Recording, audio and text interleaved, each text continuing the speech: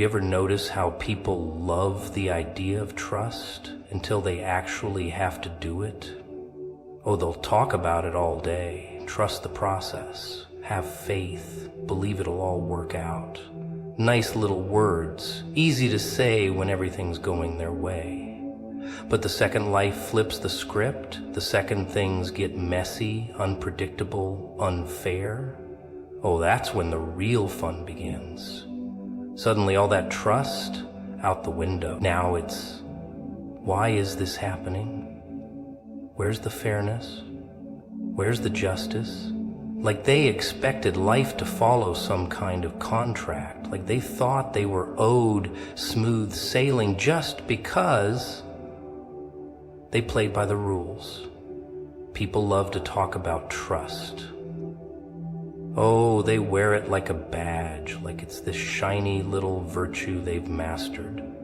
I trust, I believe, I have faith. But you know what's funny? You take all those big, beautiful words and throw them into a storm, and suddenly, everybody forgets how to use them. Because trust is easy when everything's going your way. When the sun's shining, the road's clear, and life is handing you everything just the way you like it. But take one thing away, one little thing, and watch how fast they start questioning everything. See? People think they trust, but they don't. Not really. What they actually do is agree with the plan. When they like it, they say, I trust that everything will work out. But what they mean is, I trust that everything will work out the way I want it to. And the second it doesn't, the second life veers off their perfect little script, that's when the masks come off. That's when you see what's really underneath. And most of the time, it's fear, doubt. Because the truth is, people don't trust what they can't control. And control, oh, now that's the real addiction. They like to think they're in charge, like they've got a say in how things go. They make their plans, their schedules, they draw their little maps and think life's just gonna follow along. But life doesn't follow anyone. It doesn't care about their plan. It doesn't care about their expectations. It does what it wants, when it wants. And if that means pulling the rug out from under them, oh, it will. And the second that happens, the second their world turns upside down, their so-called trust, gone. Now they start demanding answers. Why is this happening? Where's the justice? I did everything right. Oh, they turn into little lawyers, building their case against the universe. Because in their heads, there's some kind of invisible contract. If I do good, I get good. If I follow the rules, nothing bad happens to me. But oh, what a joke that is. Because the moment they realize life doesn't work like that fairness is just a bedtime story they were told to help them sleep at night, that's when the real panic sets in. They scramble. They try to make sense of it. There has to be a reason. There has to be an explanation. Because the idea that there isn't one, that things just happen without warning, without fairness, without a neat little reason tied up with a bow, oh, they can't handle that. So they try to bargain. All right, fine. I'll trust. But only if I get some kind of sign, something to show me it's all gonna be okay. Because deep down, they still think trust is a trade, a deal. I believe, and in return, I get what I want. But that's not how trust works. No, no, no. Trust isn't about liking the plan. It's about believing in the plan, even when you hate it. Even when it doesn't make sense. Even when everything is falling apart and you have every reason to let go. That's where real trust starts. not in the sunshine, not in the easy days, but in the wreckage, in the dark, in the moments when you have no idea where this is going, but you still choose to hold on. But most people won't do that. They'll keep fighting, keep questioning, keep demanding reasons. And maybe, just maybe, when they're exhausted enough, when they've run out of arguments, when they finally realize they never had control to begin with, they'll stop. Not because they got an answer, but because they finally understand they don't need one.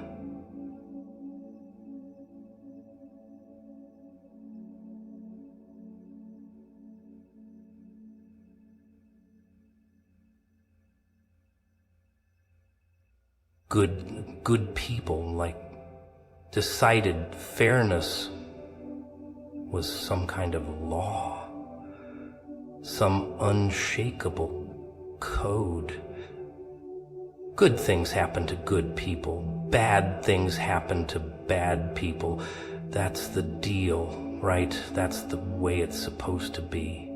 But tell me something. Who wrote that rule? Who wrote that rule? Who the universe follow? Wrong, fool, sad, unhappy. Because if that were true, if life really cared about fairness, explain to me why the wicked prosper and the righteous suffer. Explain why the ones who lie, cheat, and steal always seem to climb higher while the honest ones get buried.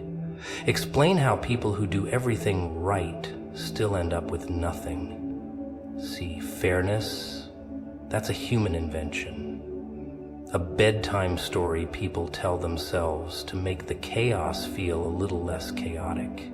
Because the truth is hard. It's brutal. It's something most people don't want to admit. Life isn't fair and it never was. But oh, they'll fight that idea with everything they've got.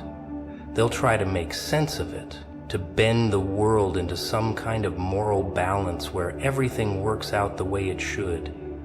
And when it doesn't, when the innocent suffer and the guilty walk free, oh, that's when the cracks start to show.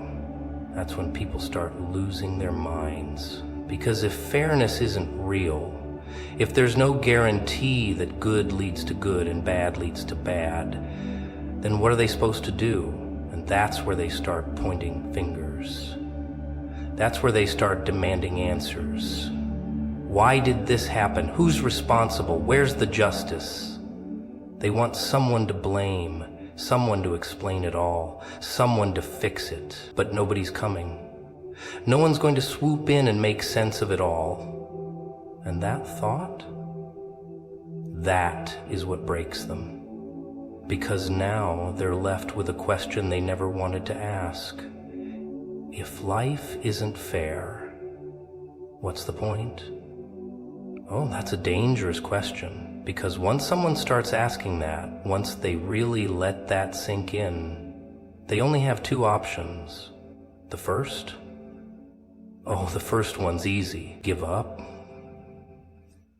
Stop trying. Stop believing. If life's just going to take what it wants, if doing the right thing doesn't guarantee a happy ending, then why bother? Just let go. That's what most people do. They grow cold, bitter, empty. They stop caring because caring never seemed to get them anywhere. And just like that, they become exactly like the people they once despised. But the second option? Now, that one's a little trickier. It takes something most people don't have. It takes trust, not trust in fairness, because fairness is a lie. No, trust in something bigger than fairness. Something that doesn't play by human rules, doesn't owe explanations, doesn't follow some neat little equation where kindness always leads to rewards and cruelty always leads to punishment. Because if fairness was real, if it worked the way people think it should, then trust wouldn't even be necessary. They wouldn't need it. But trust, real trust, oh, it only exists because life doesn't play fair. And here's the real kicker. Trust isn't about waiting for proof. It's not about sitting around, arms crossed, saying, I'll believe once I see how this all turns out. That's not trust. That's just a transaction. Trust is stepping forward when there's no proof, when nothing makes sense, when everything in you is screaming that this isn't how it was supposed to go, and yet you walk forward anyway, not because you understand the plan, but because you accept that there is one. But most people, most people aren't wired like that. They'll spend their whole lives trying to make things fair, trying to twist and bend and force the world into some kind of system where everything adds up, but it never will, because fairness, that's just something people made up to make themselves feel safe. The real world, it's much messier than that.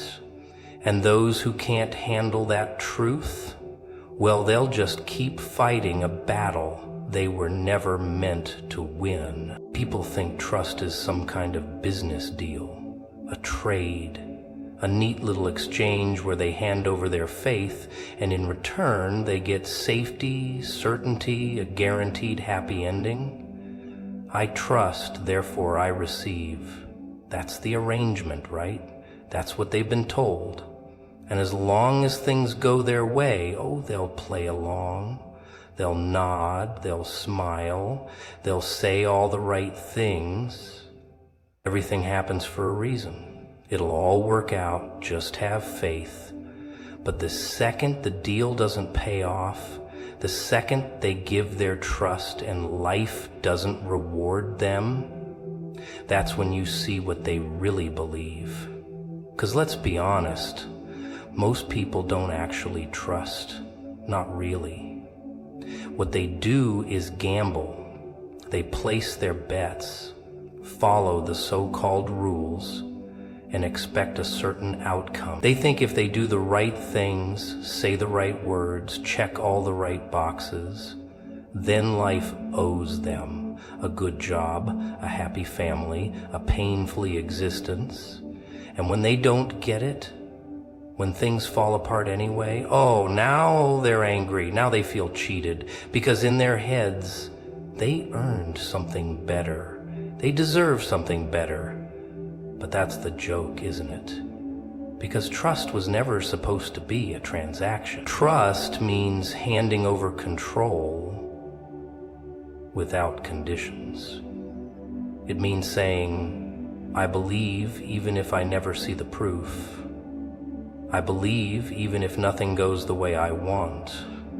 And most people, they can't do that.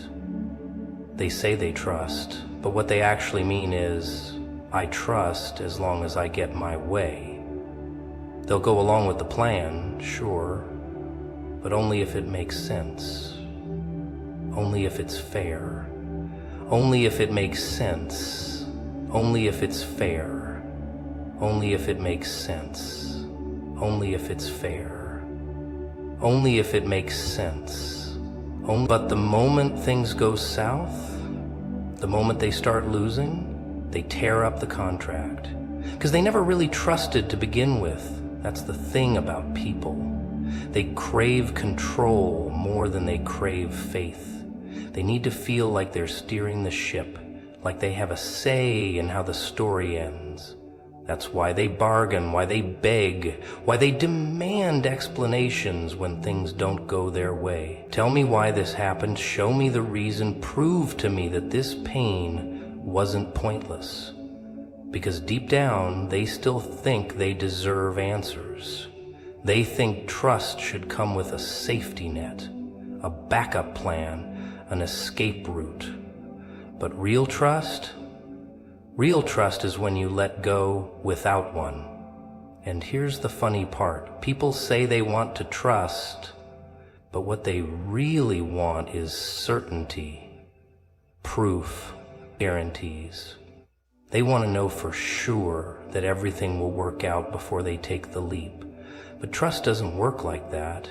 Trust is jumping before you know where you'll land. It's choosing to believe without evidence. And that terrifies people. Because they don't want to risk looking foolish. They don't want to believe in something only to end up hurt, lost, disappointed.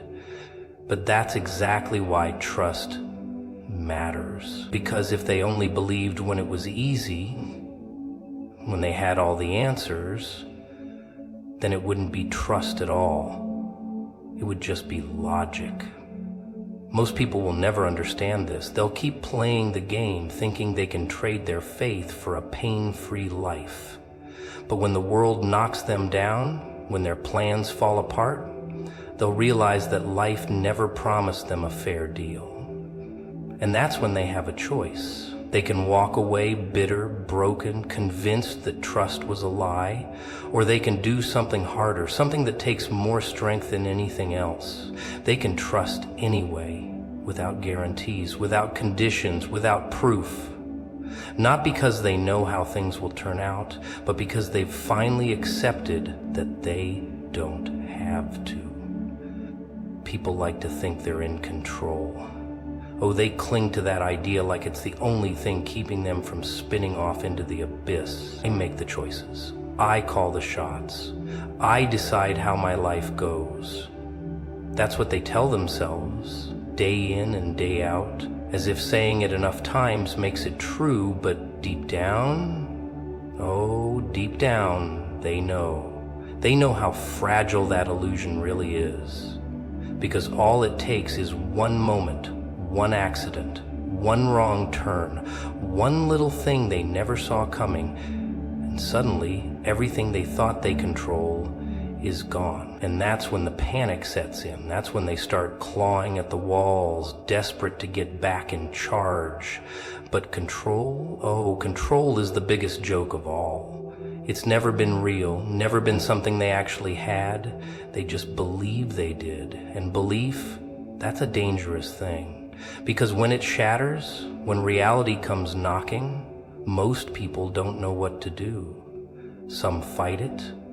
They scramble, they struggle, they refuse to let go. They think if they just try harder, if they just push a little more, they can wrestle life back into their hands. Others, they break.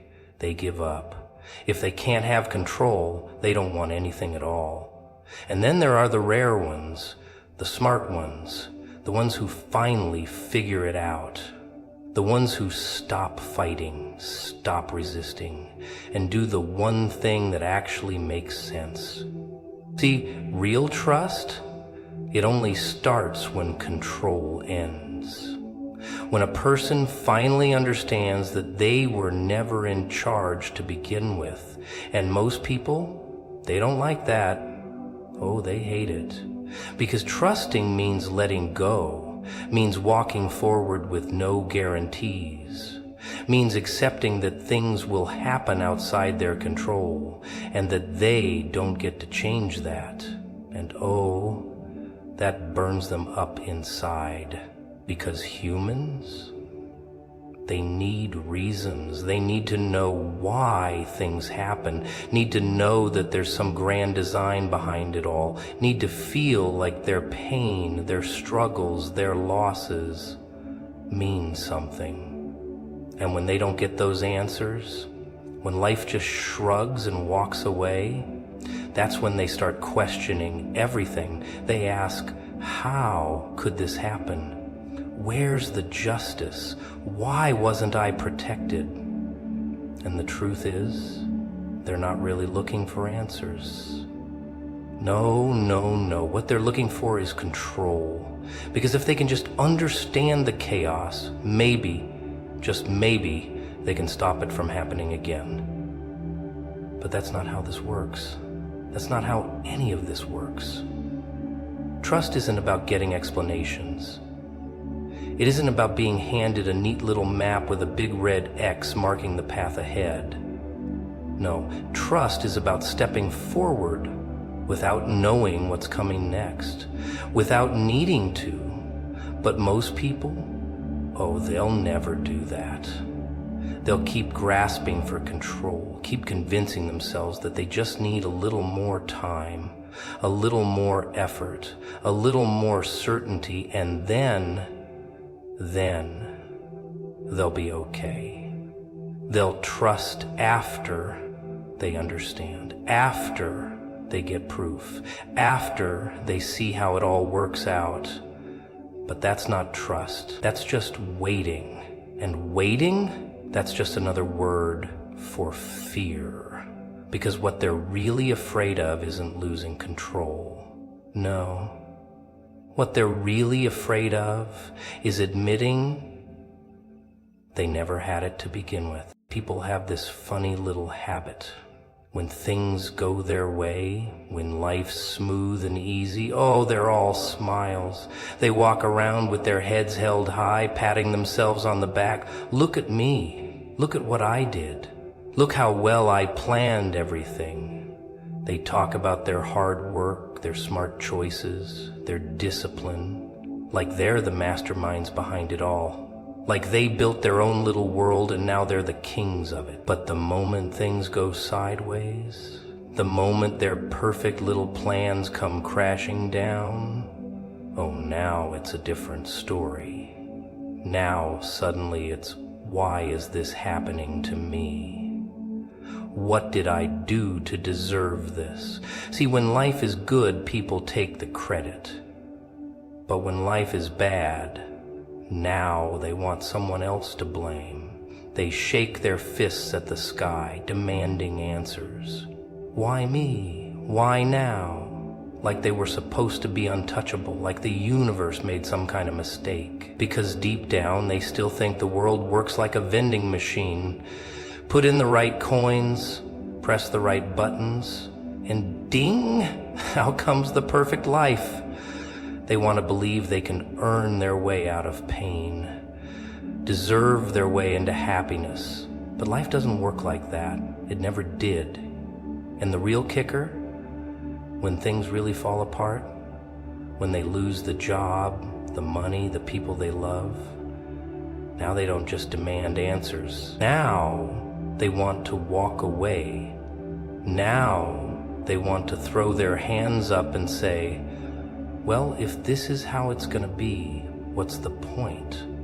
Because what they had wasn't trust. No, what they had was a deal, a contract in their minds. I'll trust as long as things go my way. But when that deal breaks, when life doesn't play fair, they don't just lose their comfort, they lose their faith entirely. That's the difference between real trust and a business arrangement.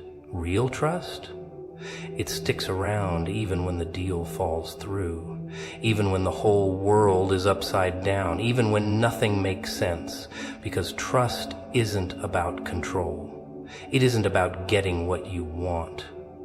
It's about holding on when you have every reason to let go. It's about looking at the wreckage, at all the things you thought you couldn't live without and saying, I don't need to understand this to move forward. But most people, they'll never get there. They'll spend their whole lives chasing fairness, chasing control, trying to make sense of things that were never supposed to make sense.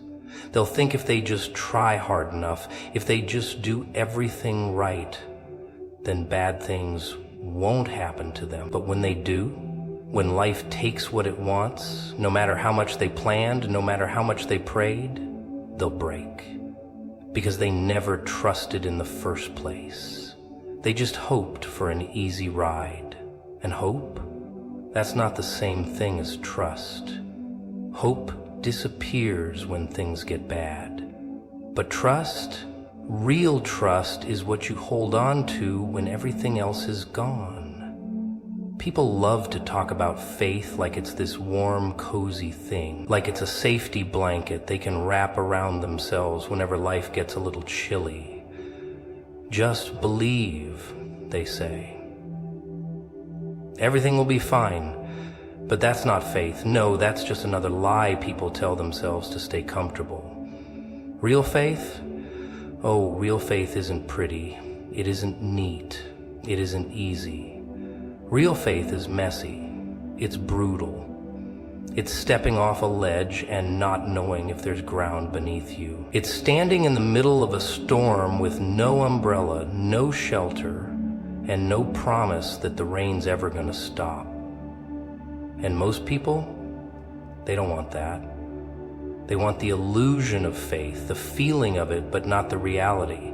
See, people say they trust, but what they really mean is they trust as long as they get answers, as long as things make sense, as long as they can connect the dots and see the bigger picture. But when life takes away the map, when there's no explanation, no reason, no way to understand why things happen the way they did, that's when they start looking for the exit.